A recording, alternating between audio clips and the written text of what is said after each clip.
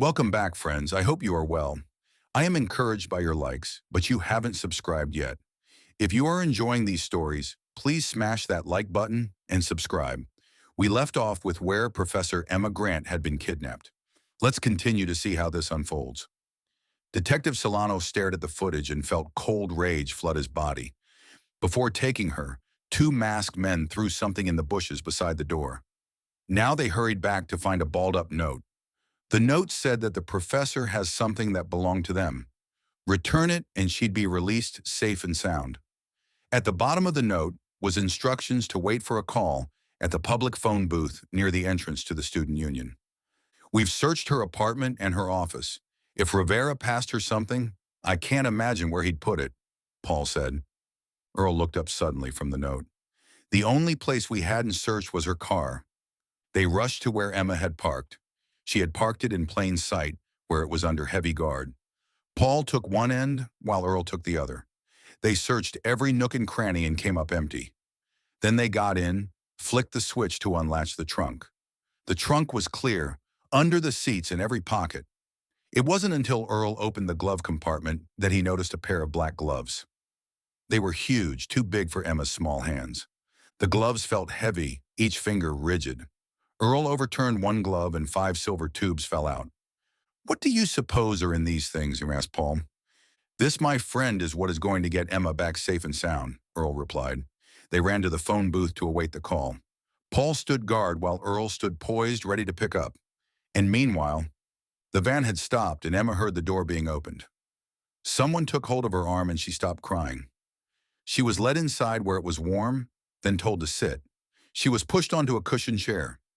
Teach, if your cop boyfriend is as smart as I hope he is, you will be free in no time. Just an hour, and then we get what we want, and he gets you. Could you untie me, please? I can't feel my hands, Emma pleaded. Untie her, but strap her to the chair, the leader said. One pair of hands untied her hands from behind her back, while another tied a length of rope around her and the chair. Emma pulled her hands together before the rope got too tight. She rubbed feeling back into her hands and wrists. From what she could fathom, they thought she had something of theirs, and the detective was supposed to exchange it for her. Rivera scared the living daylights out of her, and they thought they got along well enough for her to stash stuff for him. Excuse me, but what exactly is it that I have and you want? She asked in a shaky voice. Before I put a bullet in his head, Ephraim Rivera told me that you have my cylinders. We searched your apartment, and they weren't there, but it only served to bring more cops sniffing around. We know your boyfriend searched your office. He better find them or you die, just like Rivera did. And they laughed as if that were the funniest thing they ever heard. Emma couldn't stop shivering. She didn't have her coat when they took her, and it was cold where she was. Wherever their destination was, she could surmise that it was a garage of some sort. She kept hearing machinery in the background. Her captors were at home in it because she could smell food and stale beer. After a while, someone threw a blanket on her. She was grateful for its warmth, even though it reeked. So far, she wasn't harmed, and all these men seemed to want is the cylinders they mentioned. She thought if she cooperated, she'd be fine, and they were keeping her warm. She hoped that the detective finds the cylinders soon because, even though she wasn't being harmed, she didn't want to stay here any longer than she had to either. She squeezed her eyes shut tightly behind the blindfold and prayed. Suddenly, something nudged her, and then she felt heavy breathing on her thighs. Hey, someone called out. Look, Wolfie likes her. He don't ever go to strangers unless it's teeth first. Hey, Teach, since my dog didn't eat you, what say you and I get to know each other a little better? You game? He asked with a heavy Hispanic accent and very bad breath in her ear. Hands hoisted her up and grabbed at her breasts. Emma whimpered and shook her head.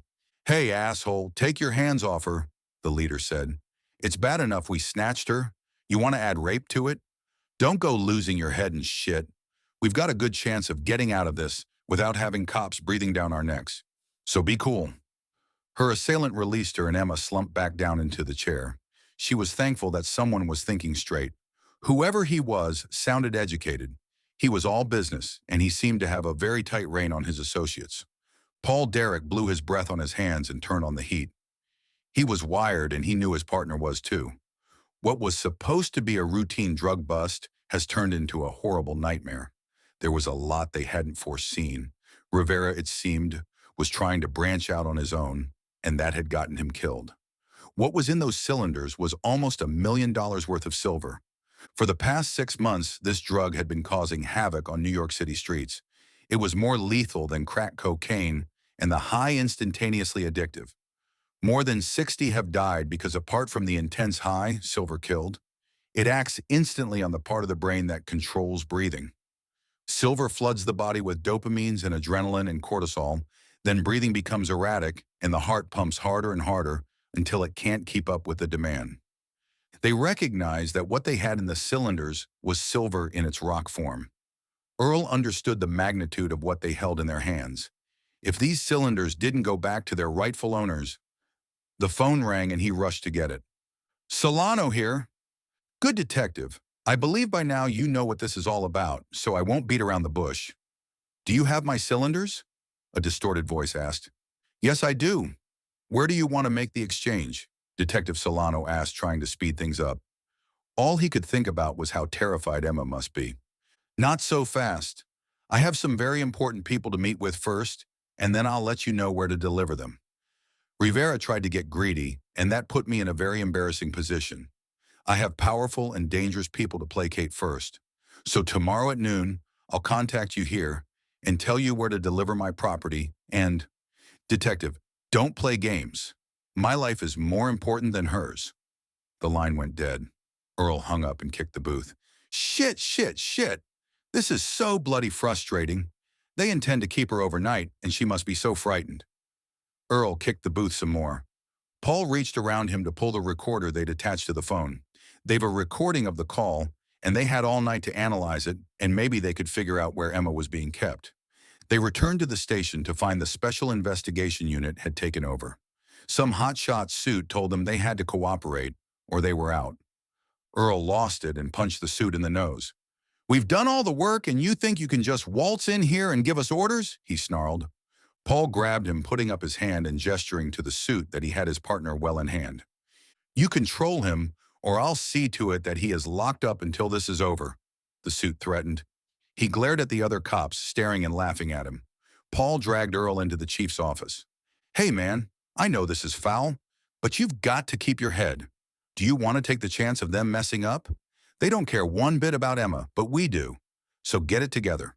Sorry, mate, I don't know what came over me. Look, I'll go over and apologize, okay? Yeah, do that. Paul nodded and watched his hurting partner drag his tail between his legs. Earl walked over to the suit and held out his hand. Sir, I would like to apologize for my behavior. I was out of line. It's been a long day, and the woman they abducted is a close friend. My partner and I will give you our full cooperation. Good.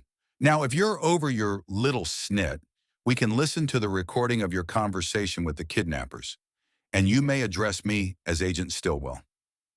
They shook hands. Earl and Paul sat in a room with 4 other men who in turn focused their attentions on a sound analyzing machine. They didn't concentrate on the distorted voice, but on the background sounds. There was a lot of it. The technician fine-tuned it until they could hear everything in the background as if they were there. Very distinct machine sounds and sounds of men shouting out to each other were heard clearly. Then they threw ideas around. One agent suggested it was a machine shop. Agent Stillwell shook his head, saying that the machine sounds weren't constant enough. Another suggested that the sounds resembled a chop shop. Then they pulled out maps of the area, looking for known chop shops. They dispatched units to check them out. An hour later, they got confirmation that those shops were closed and were dead ends. Paul thought hard. He was sure that Emma wasn't in New Jersey, as the plates they were able to read from the video footage suggested. There was no way they could take Emma, drive to New Jersey, and make the midnight call. The time frame didn't fit. He signaled to his partner, and Earl nodded. Excuse me, sir. I don't think I'll be of any help to you tonight. I've had a long day, and I'm still recovering from the explosion at the professor's apartment. We've given you everything we have, so if you don't mind, I need to go home for some rest. Earl pulled out a card and handed it to Stillwell. This is my number. Call me if you need to reach me. I'll go with him to make sure he stays put, Paul added. Okay, but be back here at 8 o'clock, Agent Stillwell said. Yes, sir. When they were in the parking lot, Paul looked at his partner. Okay, buddy, what's on your mind? They got into Paul's car and drove off. Were you listening to those idiots back there? I can't believe those guys were the real thing. What are the odds that we're on a routine case, which happens to be the same case they've been working on? They knew everything from Rivera being in Emma's class to the type of explosives planted in her house. I think we've been set up to do the grunt work for them, and they are only making themselves known because we got the drugs. They are after someone special, and Rivera was small potatoes to them. It's their contact they're after. Damn, man, you could be right. We set the stage for them, but they hadn't counted on Rivera trying to double-cross his boss and stashing the drugs in Emma's car. We've got to find the guy before the suits do, Paul agreed. Paul drove them to Earl's apartment and followed him up. The partners made themselves comfortable. Earl made them a pot of coffee while Paul called his wife. Look, baby, things are getting hot right now and I don't dare leave it. I'll see you as soon as possible. Yeah, I love you too. Paul hung up and shrugged at his partner. You marry that babe of yours and you'll be making these same phone calls. What makes you think I'm interested in marrying her? Asked Earl. We've been partners for 4 years. I've never seen you show any interest in any woman. She comes along and you act like a schoolboy. Was I that obvious? Totally. I've never met anyone like her. She's smart, isn't intimidated by me, and right now all I can think about is making sure she is safe. And that, ladies and gentlemen, is how you know she's the one, Paul teased. Ignoring his partner's dig, Earl asked if he believed that Emma was in New Jersey. Nah, wherever they are, it's close. We got the call too quick for them to have driven that far. I'd been thinking about the sounds the machine picked up. They sound like the heavy-duty forklifts I used to use when I worked in a warehouse before joining the force. The men shouting would go with the scenario too. Where at this time of night would you find forklifts being used? I figure the game plan was to transport the cylinders to someone or someplace. Since Silver came onto the scene, this is the first time we've seen it in this form. I'm thinking it belongs to someone very influential. The guy said it himself. He said that he had important people to placate. Earl said. Yeah, and going through the college seemed a bit odd too. They didn't go through normal channels, Paul added. The college is close to the airport and the customs warehouse has those forklifts, don't they? Asked Earl. They sure do. Should we tell the suits we solved their case, or do we handle it ourselves? No, we've got to wait for the suits. They have the cylinders, and I don't want Emma hurt. Earl sat down and leaned into the cushions of his sofa. He was tired and his ribs were beginning to throb.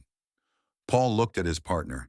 He looked as tired as he felt, but aside from worry, Earl was in pain. He stood up and walked into Earl's bedroom and came back with a blanket and his painkillers. Okay, buddy, you take your happy pill and get some rest. Then we'll go back to the station and tell the suits we solved their case. Earl took the pills from him and swallowed them down. Paul sat in the chair opposite him and closed his eyes. Well, that's it for now. Come back soon to learn what happens next. Until then, like, share, and subscribe.